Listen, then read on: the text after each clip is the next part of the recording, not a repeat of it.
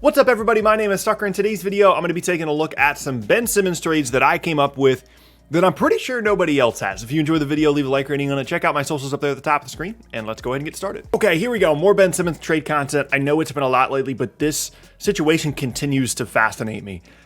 Disclaimer, I'm under no impression that any of these trades are fantastic. I just tried to work with some different things, find some different options, go all over the place in terms of compensation in exchange for Simmons. And it's more so just like a let's talk about it because this stuff is interesting thing, more so than like these are the most realistic trades of all time. Okay. We begin with Charlotte. I began with this idea of Ben Simmons, LaMelo Ball together. That could be an interesting combination. Charlotte has pieces that could potentially interest Philly. You just kind of have to figure out a way to make it all work. So the trade is the Sixers get Gordon Hayward, Terry Rozier, and 2 first-round picks in exchange for Danny Green and Ben Simmons. The 2 picks being a top 5 protected Charlotte 2024 first and a first-round pick in exchange, or a first-round pick from New Orleans, in 2022. So here's the mindset. Philly is looking at this and they're like, this thing is falling apart quickly. We need good players in exchange for Ben Simmons. We have to get rid of him. We are a team that needs good pieces for next season. Where can we find them?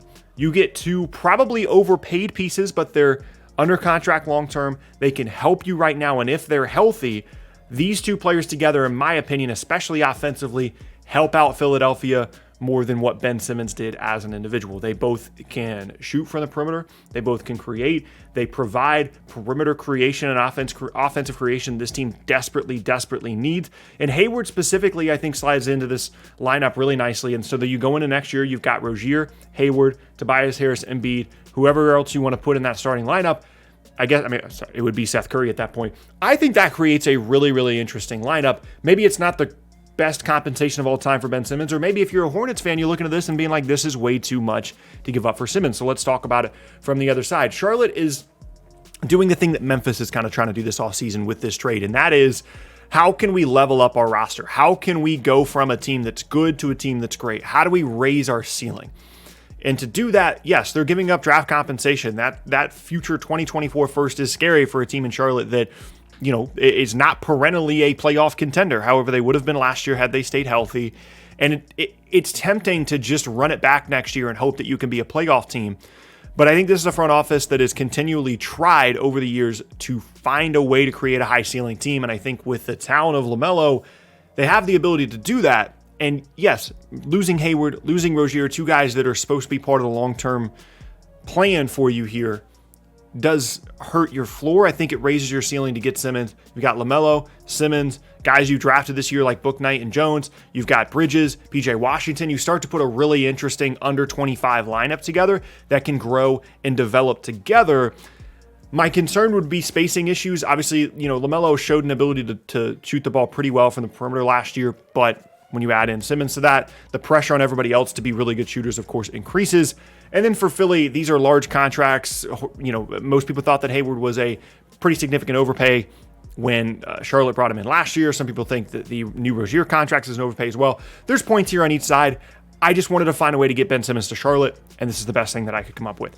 Next up now, we have a 3-team deal involving Indiana, Philly, and Minnesota. So I wanted to go back to a similar structure to the Brogdon and a future first trade package that was offered to Philly not long ago. But I wanted to change it up. So in this scenario, Philly is getting TJ Warren, Malcolm Brogdon, a lottery protected first from Indiana in 2023, and a top 8 protected Minnesota pick in 2022. The Timberwolves are getting Ben Simmons, and the Pacers are getting D'Angelo Russell. Let's go right to left here. So for Indiana, it might seem a little bit odd. They're going a little bit younger here by bringing in Russell. They're going potentially with a little bit more upside. You're reuniting D'Angelo Russell and Karis LeVert together in Indiana, and you're consolidating 2 players into one that potentially has all-star value, whereas Brogdon is a guy that struggled to stay on the floor, and Warren, although he's a good perimeter player, isn't necessarily doing a ton for this Indiana team. You could argue that Indiana needs to be getting one of these picks or not be giving up a pick. That's absolutely fair. Again, I was just trying to figure out all kinds of different ways, like low value for Simmons, high value for Simmons, and this is what I landed on. Minnesota's been trying to figure out a way to get Ben Simmons for a couple of months. I've said multiple times, if they want him, they got to give up either D'Angelo Russell or Anthony Edwards. In this scenario, they give up Russell. For Philly, TJ Warren on the wing, nice player. Malcolm Brogdon provides that perimeter creation you need, and these 2 future picks. The reason the picks keep getting involved here for Philly is because it increases the value for them, and you can kind of mess around with them and put them on whatever side you want to. But it also allows them to make a future move, send one of these picks somewhere else, get another guard, because that's really what they need, is they need perimeter creation. They get more of it in the first trade than they do in the second trade. But again, tried to figure out a way to get Indiana involved here, although not directly for Simmons, and help Minnesota end up with Simmons. Next up, Sixers and Kings. This is a similar structure to one that I've seen thrown around, but it's on the lower end of value, in my opinion, in exchange for Simmons. So it's Hield, Bagley, and Halliburton in exchange for Green and Simmons. Super simple, no picks involved. You can throw picks into this if you want to. Most Kings-Simmons trades that I've seen have involved De'Aaron Fox. However, this one does not. Hield is going to be someone that's really going to be able to space the floor for you, is going to be helpful, but you're putting a lot of pressure on Tyrese Halliburton to be a starting guard on a good playoff team next year. And this doesn't really add the perimeter creation that Philly's looking for, but in terms of 3 players that 2 of which have upside and are younger, one of which is a very proven, very good perimeter player, it's not bad value in exchange for Simmons, I'll put it that way. And Halliburton is a guy that I'm sure Philly would love to have. Just if they could help it, they wouldn't want him to be the perimeter creator guy they're getting back here, but that's just how the cookie is currently crumbling for Philly. The Kings, their interest in Simmons has been pretty well documented. The Bagley thing has been a disaster. Hield probably doesn't want to be there. They already tried to trade him. Halliburton, losing him stings, but you drafted Davion Mitchell. You can go into next year with Fox, Mitchell, Simmons, and roll from there. You've got other guys you can move down the road as well, like Harrison Barnes. It's not an ideal combination, but neither is the group of players that they currently have. And I just thought the selection of Mitchell was so odd, considering having Hield, Fox, and Halliburton from the year before. So it makes me think that 1 or 2 of these guards are going to get moved. And if they're going to do that, maybe a Simmons trade package is the best possible place to look. Next up, try to get Washington involved here in a way that does not involve Bradley Beal. The trade is Bertans, Dinwiddie, and 2 top 5 future firsts from Washington going to Philly in exchange for Ben Simmons. So again, similar structure. You need a perimeter creator, check. You need a guy that is going to be able to help you as a veteran player and a spacer, check. And you get these 2 future firsts that can be used to go and get other players, to sweeten trades, whatever the case may be, check. I actually don't think this one is all that unrealistic, except for the fact that Spencer Dinwiddie literally just signed to play in Washington. This deal wouldn't be able to go down until December, and if it goes that long, I would be surprised if it goes that long before Ben Simmons decides to, or before this Simmons situation gets resolved, I should say. Philly, again, these are kind of the options that it's coming down to right now. I think Dinwiddie is an underrated player. Obviously, he's coming off of an injury, but if he goes back to what he was pre-injury, he is a very, very good player, someone that provides that on-off ball perimeter creation I think would work really well for Philadelphia. Bertans can shoot, and you get the 2 future firsts. Meanwhile, Washington goes from a situation where everybody's saying they have to trade Beal for Simmons to pairing the 2 together and adding him to a roster that's got some interesting young players on it. You know, you've got Denny, you've got Rui.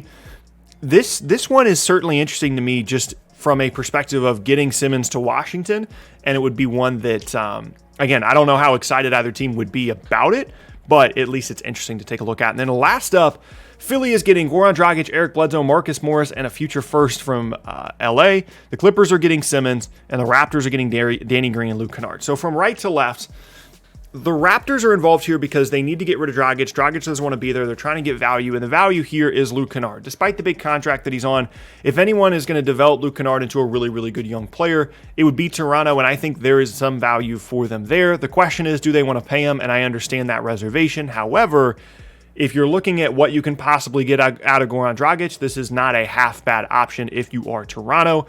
I was just trying to find a way to get Ben Simmons to the Clippers, and this is the only way it could happen, is they have the contracts to make it work, surprisingly, but you'd have to convince Philly of this idea that a couple of really good but a couple of really good veteran players is enough to lose out on the value of Simmons as a young player. So you have to convince them that Morris is a guy that's really going to help them on the wing.